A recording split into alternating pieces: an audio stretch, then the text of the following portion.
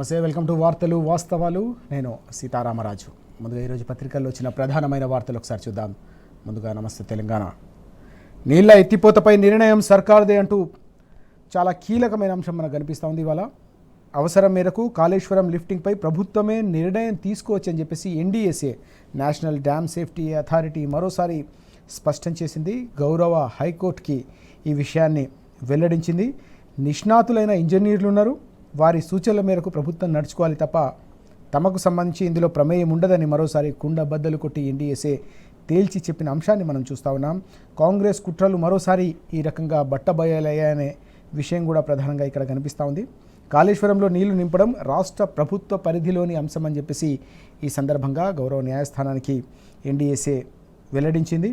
నీళ్ళు ఎత్తుతారా లేదా అనేది వాళ్ళ ఇష్టం, మా మీద నిందలు సరికాదని కూడా ఈ సందర్భంగా ఎన్డీఎస్ఏ తేల్చి చెప్పడాన్ని బట్టి చూస్తూ ఉంటే ఏ రకంగా ఎన్డీఎస్ఏ భుజంపై తుపాకీ పెట్టి కాళేశ్వరాన్ని 2.5 ఏళ్లుగా కాంగ్రెస్ సర్కారు పడవ పెట్టిందో మనం అర్థం చేసుకోవచ్చు.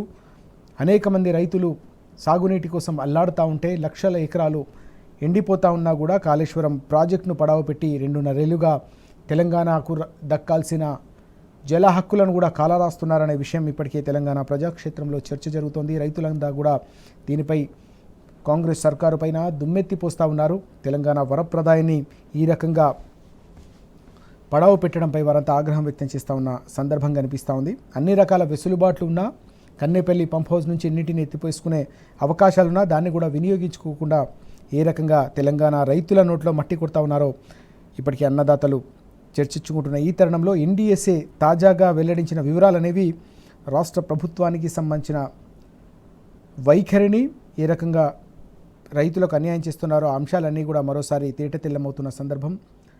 మేము రాష్ట్ర ప్రభుత్వానికి సంపూర్ణ సహకారం అందించామని కూడా ఈ సందర్భంగా ఎన్డీఎస్ఏ వెల్లడించింది.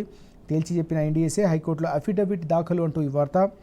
హైకోర్టులో ప్రముఖ న్యాయవాది శరత్ వేసిన పిటిషన్ నేపథ్యంలో ఈ మొత్తం వ్యవహారం అంతా కూడా వెలుగులోకి వచ్చిన సందర్భం. ఇన్నాళ్ళు ఎన్డీఎస్ఏను సాకుగా ప్రాజెక్టుపై బురద జల్లింది కాంగ్రెస్. కాళేశ్వరాన్ని పడవ పెట్టి రైతును గోసపుచ్చుకున్న ప్రభుత్వం అంటూ ఈ సమగ్రమైన కథనానికి సంబంధించిన అన్ని వివరాలు మనకు కనిపిస్తూ ఉన్నాయి. కుతంత్రాలు పటాపంచలు అంటూ ఈ వార్త. కాళేశ్వరంపై కాంగ్రెస్ కక్ష రాజకీయం బట్టబయలైంది. ఎన్డీఎస్ఏతో స్పష్టీకరణ, ఇన్నాళ్ళ డ్రామాకు మరోసారి తెరపడిందనే కథనం కూడా కనిపిస్తూ ఉంది. దీంతోపాటు వెలిగొండ ప్రాజెక్టును అడ్డుకోవాలంటూ మాజీ మంత్రి నిరంజన్ రెడ్డి గారితో పాటు మహబూబ్ నగర్ నేతలు అందరూ కూడా కోరుతున్న సందర్భం. అటవీ జలవనరుల శాఖ అనుమతులు లేవు, అయినా 31 ప్రారంభానికి ఏపీ ప్రభుత్వం సన్నాహాలు చేస్తూ ఉంది అక్కడ. ఇది కాంగ్రెస్ సర్కార్ చేతగానితనమే, తెలంగాణ ప్రభుత్వం చేతగానితనమే అంటూ నిన్న మాజీ మంత్రి ఫైర్ అయిన అంశం కూడా కనిపిస్తూ ఉంది. ఇక బడాభాయ్ బన్ గయా విలన్ అంటూ వార్త మనకు చాలా కీలకమైన అంశం మనం చూస్తూ ఉన్నాం. మోదీపై ప్లేటు ఫిరాయించిన ముఖ్యమంత్రి అంటూ ఈ వార్త. ముఖ్యమంత్రి రేవంత్ రెడ్డి అంటూ ఈ కథనం. అమెరికా పర్యటన ఆగిపోవడంతో ఆరోపణలు, గుజరాత్ కుట్రలు ఇప్పుడు గుర్తుకొచ్చాయా అంటూ ఈ అంశం పైన విశ్లేషణాత్మక కథనం కూడా కనిపిస్తోంది. బీజేపీతో ఇంతకాలం అంటగాగినప్పుడు అనిపించలేదా అంటూ సూటి ప్రశ్న వేస్తున్న సందర్భం కూడా కనిపిస్తూ ఉంది. ఢిల్లీలో 10 సార్లు కలిసినప్పుడు ఇది కనిపించలేదా? బడేభాయ్ ఛోటేభాయ్ అన్నప్పుడు ఏమైంది? ముఖ్యమంత్రి వ్యాఖ్యలపై విమర్శల వెల్లువ అంటూ నిన్న ముఖ్యమంత్రి ప్రెస్ కాన్ఫరెన్స్లో చేసిన వ్యాఖ్యల నేపథ్యంలో ఒక విశ్లేషణాత్మకమైన కథనం, దానికి సంబంధించిన వివరాలు మనకు కనిపిస్తూ ఉన్నాయి. డిప్యూటీపైనే రాయభారం అంటూ వార్త. సైలెంట్ రాజీనామా దిశగా సురేఖను ఒప్పించేలా మంతనాలు అంటూ ఈ అంశం కనిపిస్తూ ఉంది. డిప్యూటీ భుజాలపై మధ్యవర్తి బాధ్యతలు అంటూ ఈ వార్త. బీసీ మహిళా మంత్రి కావడంతో కాంగ్రెస్కు చిక్కులు, అధిష్టానాన్ని ఒప్పించి కేబినెట్ నుంచి తప్పించేందుకు ముఖ్య నేత వ్యూహం అంటూ ఈ అంశం. కొండాపై ముప్పేట ఒత్తిడికి నిర్ణయం అంటూ కాంగ్రెస్లో అంతర్గత కుమ్ములాటలు తారాస్థాయికి చేరిన నేపథ్యంలో ఈ మొత్తం వ్యవహారాన్ని చక్కదిద్దే ప్రయత్నాలు ఏవైతే ఉన్నాయో వాటిని డిప్యూటీ సీఎం పైన ఆ భారం మోపారనే అంశం కనిపిస్తూ ఉంది. అయితే ఇది రోజు రోజుకు కూడా ఈ మొత్తం వ్యవహారం అంతా కూడా రాజుకుంటున్న పరిస్థితి. పరిపాలన పూర్తిగా పడకేసి కాంగ్రెస్ అంతర్గత కుమ్ములాటలతో తెలంగాణను విధ్వంసం చేస్తోంది. పరిపాలన గాలికి వదిలేశారని ఇప్పటికే అందరూ మండిపడుతున్న అంశం కూడా మనం చూస్తూ ఉన్నాం. అలాగే రైతు ఉద్యమ నేత సారంపల్లి గారు కన్నుమూశారు. అనారోగ్యంతో ఆయన తుది శ్వాస విడిచారు.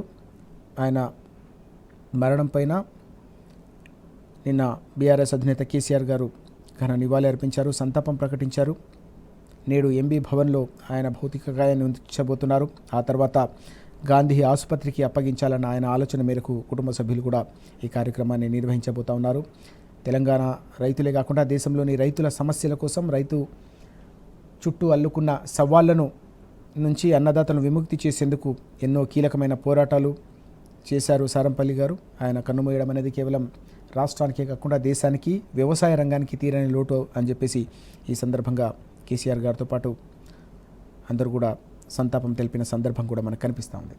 దీంతో పాటు ఈ 22A కరీంనగర్ కథం తొక్కింది అంశం మనం చూస్తూ ఉన్నాం. పెద్ద ఎత్తున నిన్న 62,000 ఎకరాలకు పైగా నిషేధిత జాబితాలో పెట్టడంతో కరీంనగర్ జిల్లా వాసులంతా కూడా గరంగా ఉన్నారు. కాంగ్రెస్ సర్కార్ పైన వారంతా ధ్వజమెత్తుతూ ఉన్నారు. నిన్న కలెక్టరేట్, కరీంనగర్లోని నడిబొడ్డున ఉన్న కలెక్టరేట్ వేదికగా నిన్న బీఆర్ఎస్ శ్రేణులతో పాటు బాధిత ప్రజలంతా కూడా ఆందోళన నిర్వహించారు. మనం చూస్తున్నాం కలెక్టరేట్ గేట్, ఇది మెయిన్ గేట్ ముందు నిరసన ఏ రకంగా హోరెత్తిస్తూ ఉన్నారో మనం చూస్తూ ఉన్నాం.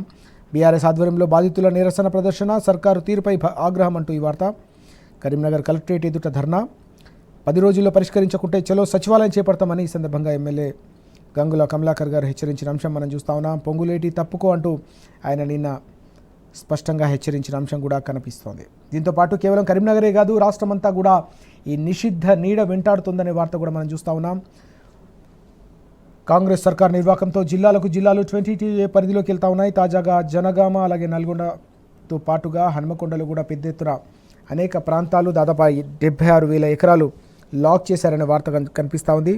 ఇతర అనేక జిల్లాల్లో కూడా హైదరాబాద్ చుట్టుపక్కల ఇప్పటికే మనం చూస్తూ ఉన్నాం. రంగారెడ్డి, సంగారెడ్డి, హైదరాబాద్తో పాటుగా అనేక జిల్లాలు ఇప్పటికే కకావికలమవుతూ ఉన్నాయి. రిజిస్ట్రేషన్లు సాగట్లేదు. అమ్ముకుందామంటే ప్రజలు తమ కష్టార్జితాన్ని కూతుళ్ళ పెళ్లిళ్ళకో, పిల్లల చదువుల కోసమో అమ్ముకొని ప్రయత్నం చేద్దాం, కష్టాలు తీర్చుకుందామంటే వారందరికీ కూడా ఎక్కడికక్కడ ఇక్కట్లు తలెత్తుతున్న నేపథ్యంలో ప్రభుత్వ తీరుపైన 22A పైన అందరూ ఆగ్రహం వ్యక్తం చేస్తున్న అంశం. అయితే ఆ భూముల బ్లాక్ లిస్ట్ తప్పు కదంటూ మంత్రి పొంగిలేటి చేసిన వ్యాఖ్యలు కూడా కనిపిస్తూ ఉన్నాయి. తప్పును, అందులో ఎలాంటి తప్పు లేదు, బ్లాక్ లిస్ట్ చేయడంలో తప్పు లేదని చెప్పేసి ఆయన చేసిన వ్యాఖ్యలు అనేవి కూడా ఇప్పుడు ప్రజాక్షేత్రంలో దుమారా రేపుతున్న సందర్భం కూడా మనకు కనిపిస్తూ ఉంది. ఇక ఆక్సిజన్ సిలిండర్తో ప్రజావానికి వచ్చారు. ఇదే అంశానికి సంబంధించిన వార్త ఇది. 22A కింద ఇబ్బందులు పడుతున్న ప్రజల కష్టాలు మరింత తీవ్రమవుతున్న సందర్భం. నా భూమి నా పేరు మీదకి మార్చండి అంటూ నిన్న ఒక రైతు ఏకంగా, ఒక వృద్ధులు ఏకంగా సిలిండర్తో, ఆక్సిజన్ సిలిండర్తో ఆసుపత్రిలో చికిత్స పొందే పరిస్థితి నుంచి ఆయన రిజిస్ట్రేషన్ కోసం వచ్చి రాజన్న సిరిసిల్ల కలెక్టరేట్కి వచ్చి ఫిర్యాదు చేసిన అంశం మనం చూస్తూ ఉన్నాం. 8 ఏళ్లుగా సమస్య తీవ్ర రూపం దాలుస్తుందనే విషయం కూడా ఇక్కడ కనిపిస్తూ ఉంది.